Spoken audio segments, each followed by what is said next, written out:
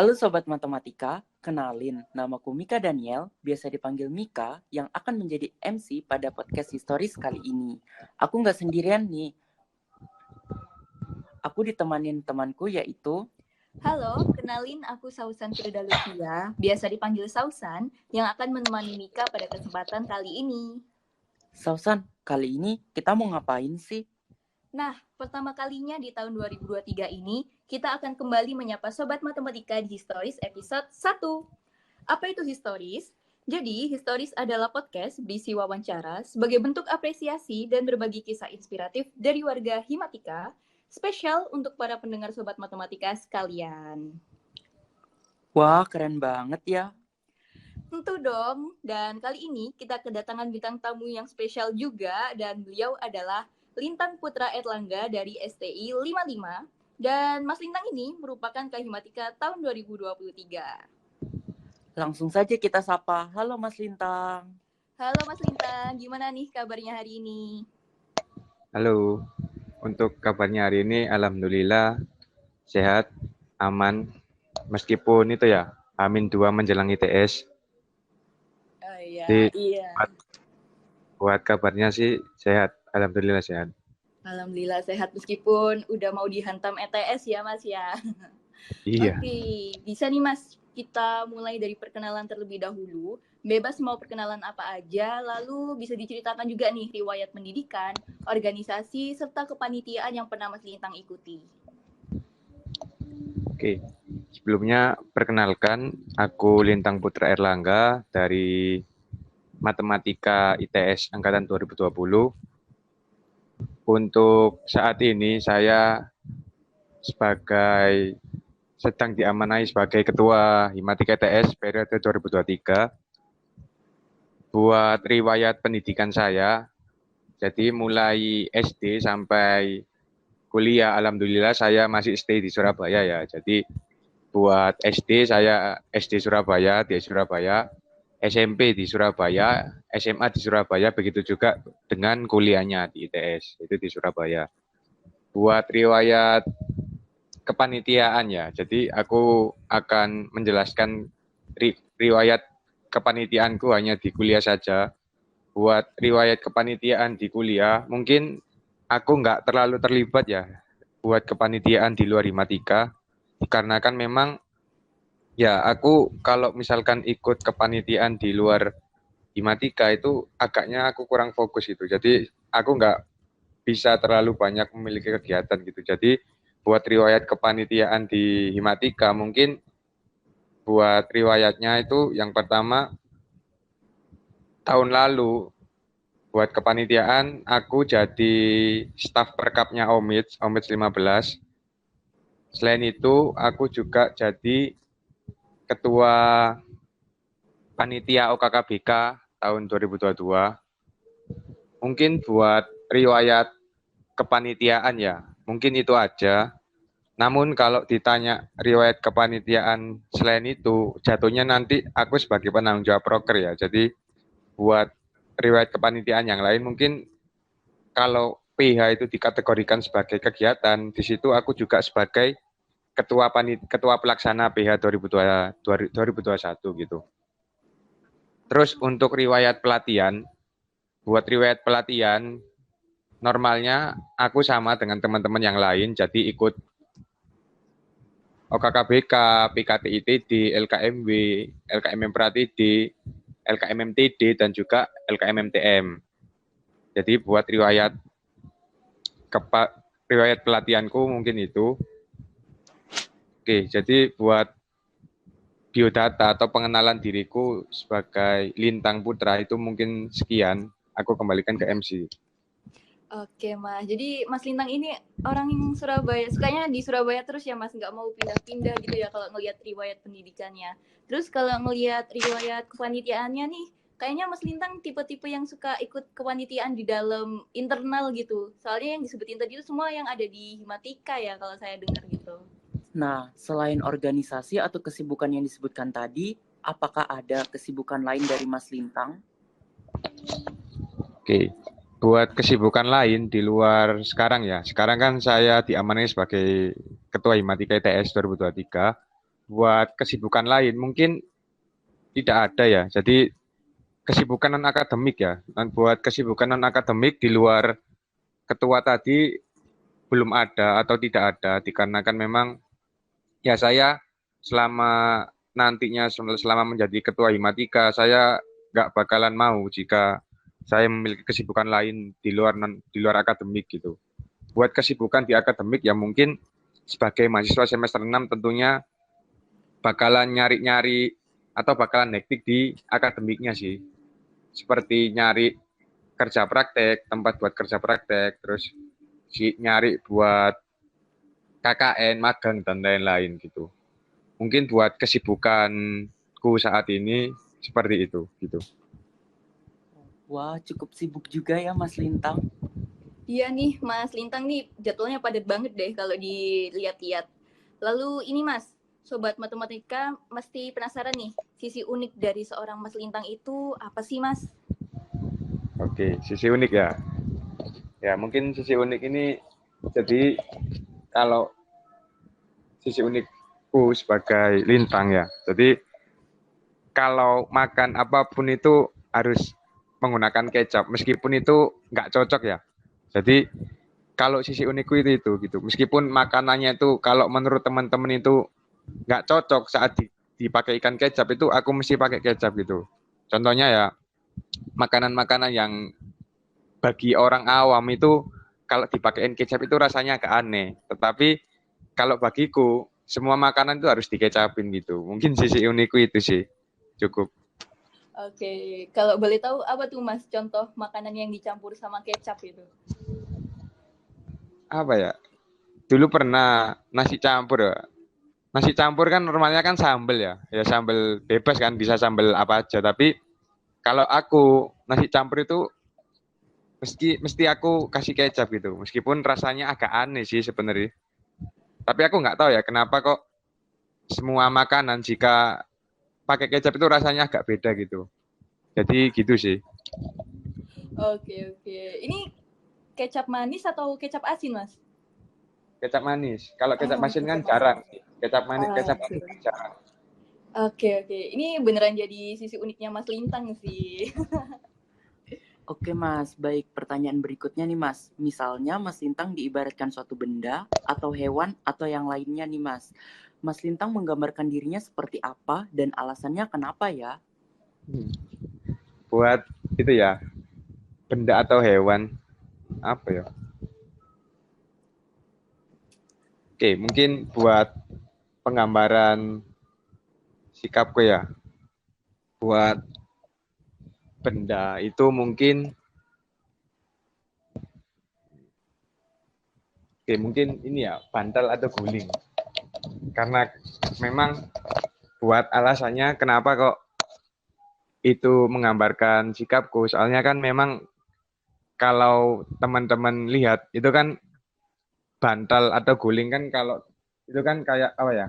Kayak empuk gitu ya. Empuk. Terus jatuhnya kan kalau teman-teman tindih atau teman-teman tekan itu kan dapat penyit-penyitan gitu ya. Jadi mungkin itu menggambarkan ku sebagai orang yang nantinya ketika diberi tekanan sebegitu hebatnya itu bakal agak kerasa gitu. Maksudnya ya pasti ya teman-teman ketika nanti teman-teman punya suatu permasalahan ataupun suatu persoalan yang sangat berat itu kan pasti sangat menggoyahkan pikiran teman-teman, menggoyahkan hati teman-teman gitu. Begitu juga dengan aku gitu. Jadi bantal dan guling ini akan berubah bentuk ketika teman-teman beri sedikit gaya atau sedikit tekanan gitu. Mungkin itu sih. Sebenarnya ini agak random sih.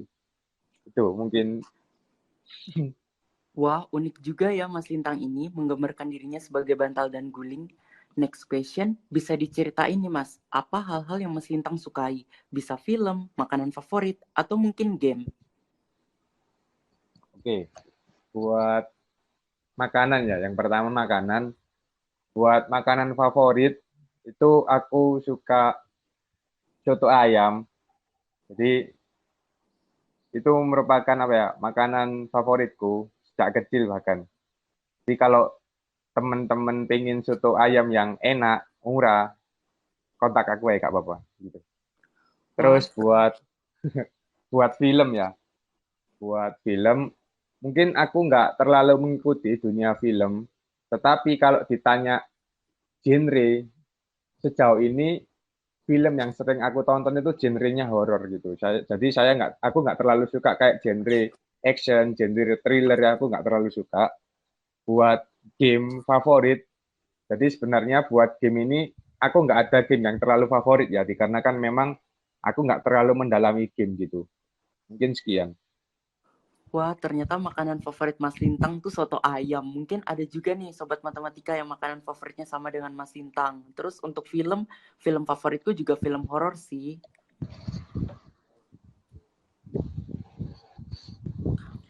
Oh iya Mas, karena tadi udah bicara tentang hal umum ya kan Mas. Bisa nih sekarang kita masuk ke topik inti kita hari ini. Jadi kita mau tahu nih Mas, alasan Mas Lintang menjadi Kahima, lalu suka duka saat menyalonkan diri kemarin, hingga sekarang menjadi Kahima terpilih. Oke, buat suka duka ya. Jadi yang pertama itu kan motivasi atau alasan. Jadi yang pertama itu motivasi yang pertama itu aku melihat bahwa Himatika ini butuh regenerasi. Itu tentu kan. Jadi setiap ormawa kan perlu adanya regenerasi. Terus di samping itu aku juga sebagai warga pilihan dari SD 55 yang alhamdulillah dikasih kesempatan buat mengikuti LKM MTM waktu itu. Jadi setelah aku lulus LKM MTM pastinya kan kita harus mengimplementasikan ilmu yang kita dapat di LKM MTM kan dengan baik gitu. Ya bagaimana? Ya kita harus menjadi seseorang yang penting di Ormawa yang kita naungi. Soalnya waktu itu ketika aku mengikuti LKM MTM, aku memilih Himatika sebagai Ormawa yang menaungiku gitu. Dengan dua alasan tersebut, sebenarnya waktu itu tuh saya sudah memiliki minat buat mencalonkan diri sebagai ketua Himatika gitu. Terus pada saat berjalannya atau saat aku ngerancang SWOT, terus merancang nilai, aspek visi dan lain-lain, itu muncul keresahanku pada saat itu. Jadi pada saat itu tuh aku berpikiran bahwa dari STI 55 sendiri itu kok nggak antusias gitu, terutama saat ingin menjalani kepengurusan gitu kan. Jadi aku kok melihat dari STI 55 itu kurang semangat gitu dalam menjalani kepengurusan. Akhirnya pada saat itu tuh aku mulai mengurungkan niatku buat menjadi ketua Himatika. Terus dari beberapa teman-teman dari STI 55 itu kayak memberikan dorongan atau motivasi bahwa ketika ketika nanti aku menjalankan kepengurusan itu sebenarnya aku nggak sendiri gitu, tetapi dapat support, dapat bantuan dari teman-teman sekalian gitu. Ya udah, akhirnya dengan dorongan dari teman-teman itu tadi, aku coba menyalakan niatku lagi buat jadi Kahima waktu itu.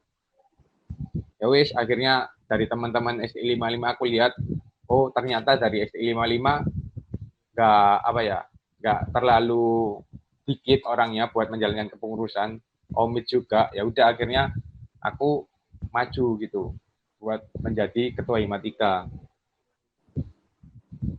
Di samping itu aku juga ingin berkontribusi lebih di Himatika ITS gitu. Kan tahun lalu kan aku juga udah berkontribusi kan, meskipun sebagai staff saat itu.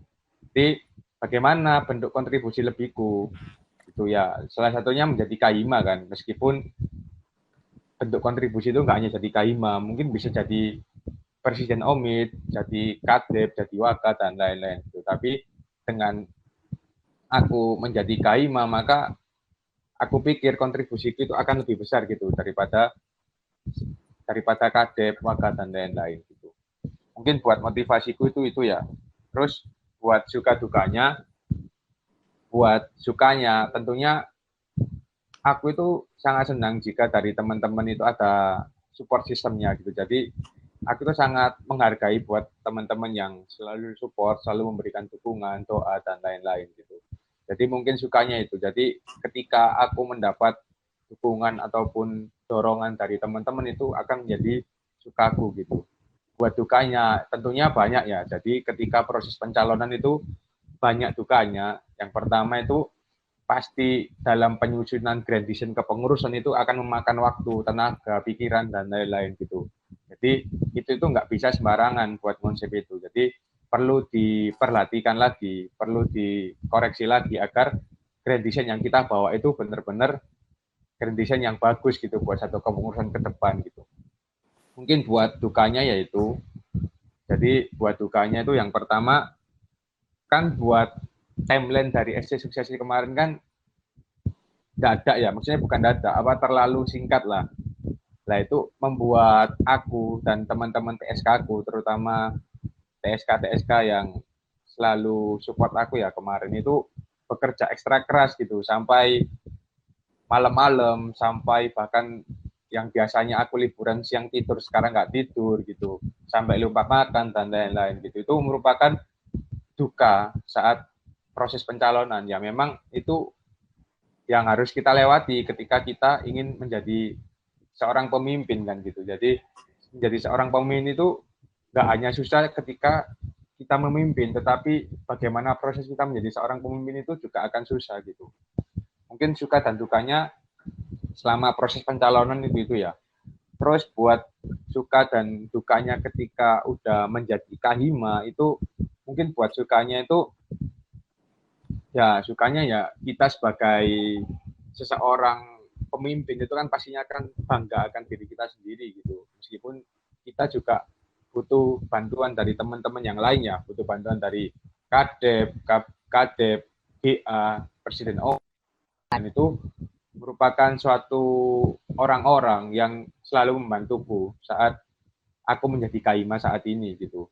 Buat sukanya yaitu mungkin dari aku itu kayak merasa bahwa aku dan teman-teman itu bangga gitu saat kita bisa memberikan lebih kepada Himatika ITS, bisa berkontribusi lebih ke Himatika ITS. Mungkin untuk sukanya yaitu, buat dukanya sih kalau sebagai Kahima mungkin dari teman-teman nantinya yang pengen maju, teman-teman harus bisa mengorbankan waktu teman-teman dan juga tenaga terutama. Soalnya dari menjadi Kahima itu nggak semudah orang pikirkan gitu. Jadi kedepannya bakalan banyak waktu ataupun tenaga yang bakal aku kuras di samping akademik gitu. Jadi waktu dan tenaga itu sangat berpengaruh ketika nanti jadi kahima gitu. Makanya buat dukanya yaitu sih, maksudnya kita sebagai pemimpin harus siap meluangkan waktu dan pikiran kita gitu. Jadi untuk dukanya yaitu, jadi waktu dan pikiran itu lebih banyak terkuras ketika menjadi kahima gitu. Buat suka dan dukanya. Mungkin sekian ya. Oke Mas, mendengar cerita dari Mas Lintang tadi ini cukup memotivasi sih. Apalagi nanti Sobat Matematika yang bakal dengerin historis kali ini. Oke Mas, untuk yang selanjutnya, ya seperti yang kita tahu, kabinet tahun ini kan bernama Ruang Cipta. Lalu bisa diceritakan nih Mas, alasan memilih nama Ruang Cipta, lalu makna di balik nama tersebut, dan tentu saja pasti ada suatu harapan dong di balik nama ini. Buat alasan ya dibalik kenapa kok aku memilih Ruang Cipta sebagai nama kabinet.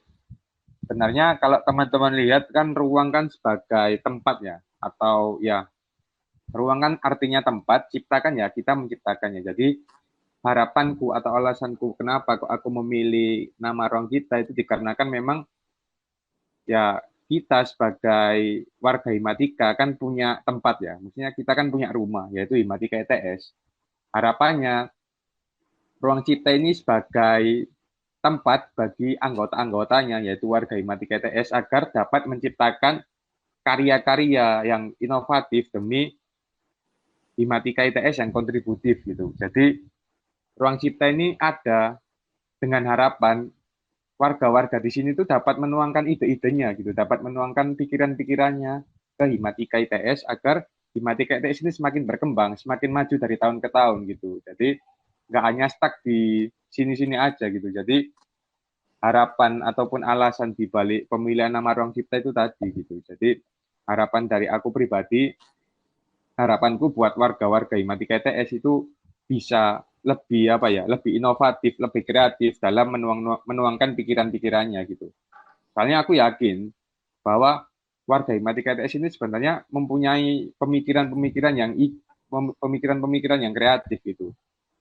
Nggak hanya pemikiran sih, tapi warga Himatika ITS ini juga punya etos kerja atau daya juang yang tinggi gitu agar Himatika ITS itu semakin maju gitu. Tapi keunggulan-keunggulan tadi itu hanya terlihat ke beberapa warga saja gitu. Tapi harapanku itu semua warga Himatika ITS itu dapat memaksimalkan potensi-potensi yang mereka miliki gitu. Nggak hanya beberapa warga saja gitu buat harapanku. Mungkin cukup ya buat harapan atau alasan di balik pemilihan nama ruang cipta gitu. Oke Mas, mendengar tadi saya jadi keingat suatu kalimat deh dari para tetua gitu, yang katanya kalau nama itu adalah doa. Jadi bener banget sih kalau tadi Mas Lintang nyeritain semua hal itu. Semoga di ruang cipta kali ini nggak hanya fungsio aja, tetapi yang warga atau orang-orang yang di dalamnya itu bisa nih terrealisasikan sesuai harapan yang ada di dalam nama ini. Terus kita beranjak ke sesi selanjutnya, yaitu menjawab pertanyaan dari question box yang sudah dikirimkan oleh netizen Instagram Himatika ITS tadi malam. Pertanyaan pertama nih Mas, dari @just_isan. Ada new event yang beda banget dari tahun sebelumnya nggak? Maksudnya ada event Ada event yang beda dari tahun sebelumnya nggak? Dari @just_isan. Ini Miss, kayak kegiatan atau proker atau mungkin agenda Oke, yang oke. baru gitu di ruang cipta. Oke.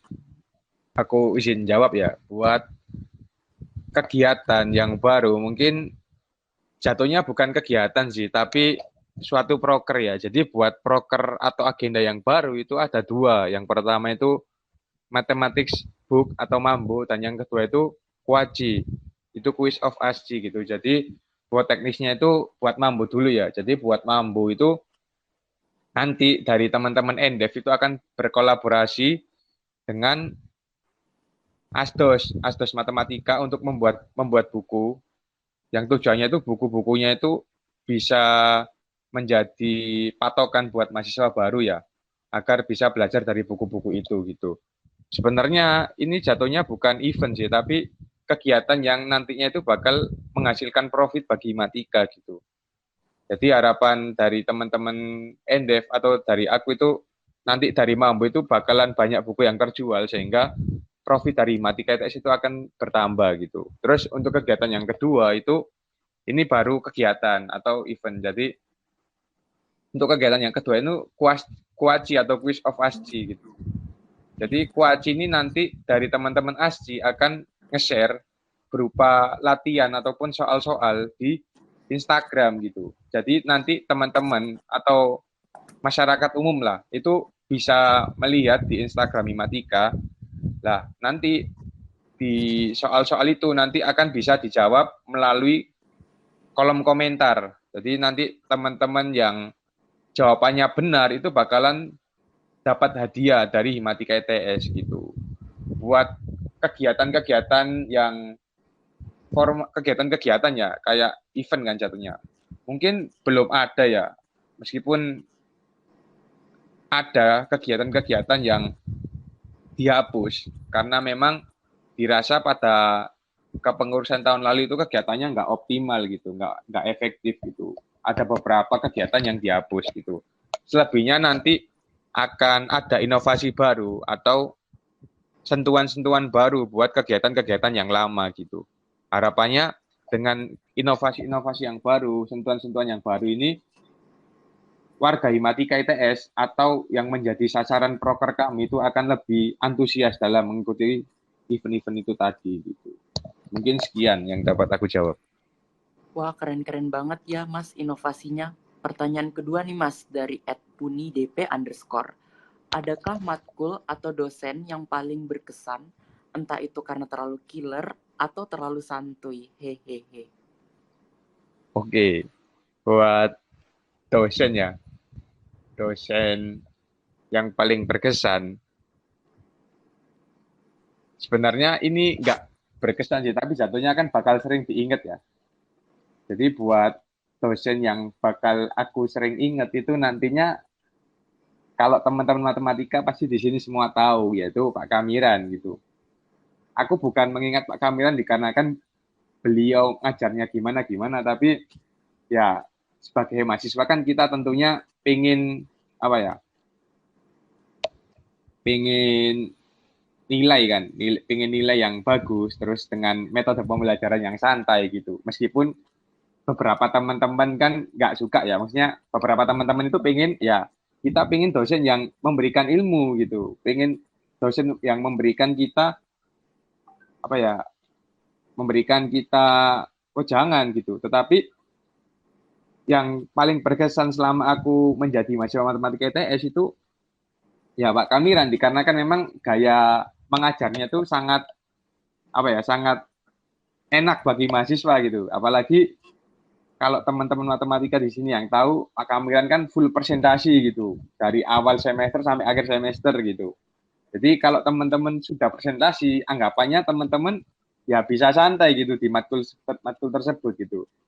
Jadi buat Pak Kamiran sih itu, tapi buat matkulnya, aku diajar bapaknya itu semester 4 ya, matkul metode matematika gitu. Mungkin sekian yang dapat aku jawab. Oh, oke Mas, kayaknya nggak cuma Mas Lintang deh yang dosen favoritnya Pak Kamiran. Mungkin sobat matematika di sini punya dosen favorit Pak Kamiran juga. Oke Mas, kita masuk ke pertanyaan selanjutnya. Mungkin ini agaknya out of topic, tapi masih bisa nih kalau disambung-sambungin sama nama kabinet kita kali ini. Jadi ada pertanyaan dari @lita_np, dia tuh tanya, di ruang cipta ada nggak sih ruang buat dia? Gimana nih tanggapan dari Mas Lintang?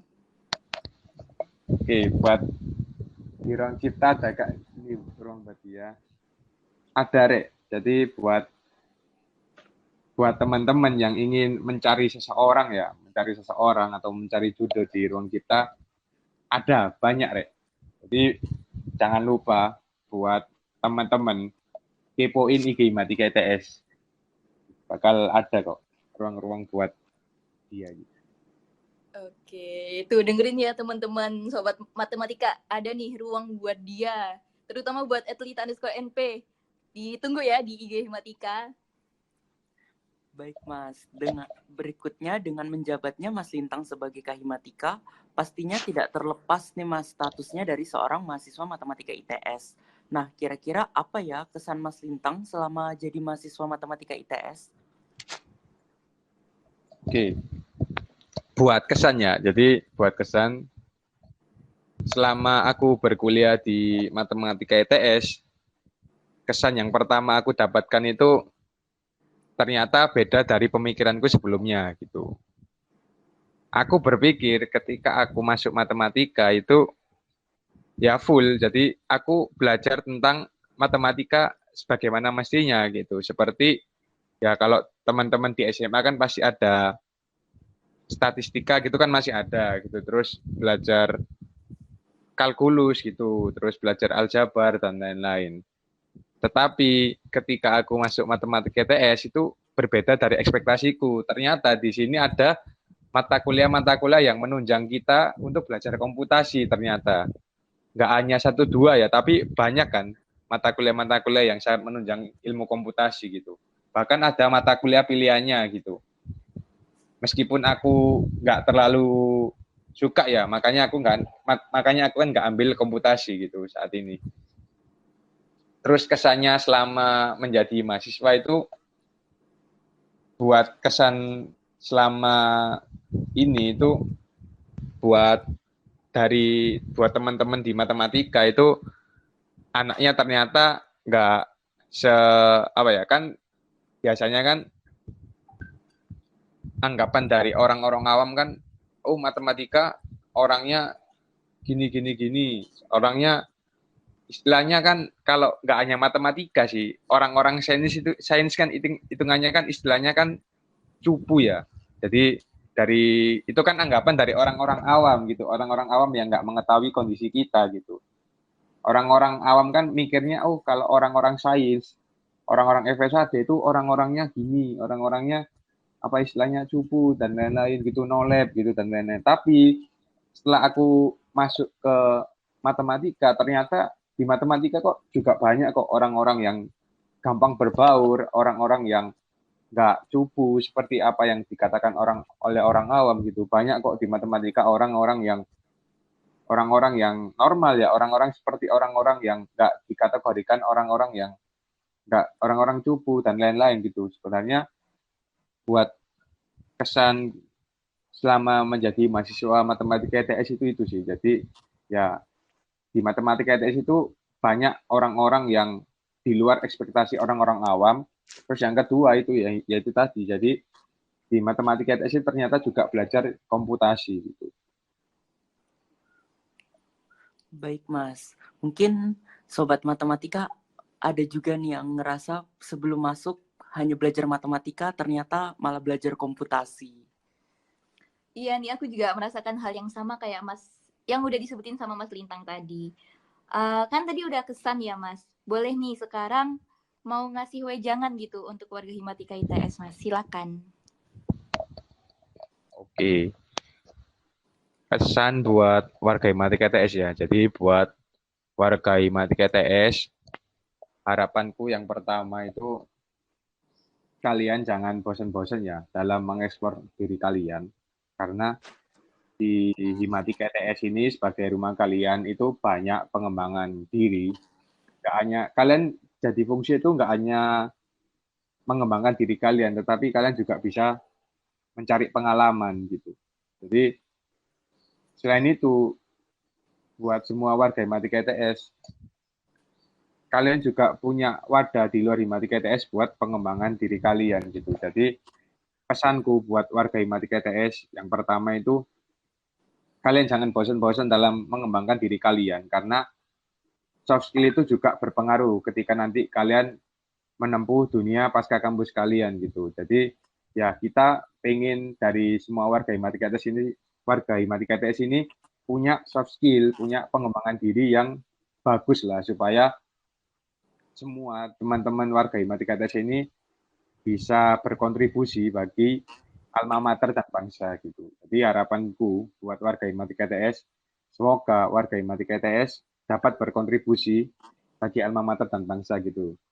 Ya apa? Dengan cara apa? Yaitu kayak kalian di sini di kuliah usahakan mencari pengembangan diri yang seluas-luasnya, yang sebesar-besarnya gitu. Agar kalian dapat dengan mudah memasuki dunia pasca kampus kalian gitu. Terus yang kedua, buat warga Himatika ITS, aku harap tetap dijaga kerukunannya, kesolidannya, kebersamaannya, dan kekeluargaannya gitu. Jadi harapanku itu supaya Himatika ITS dapat terjaga sampai terus-terusnya, sampai generasi selanjutnya gitu. Jangan sampai di antara kita sebagai warga ada perpecahan yang dapat menimbulkan ketidakakuran di internal Himatika ITS.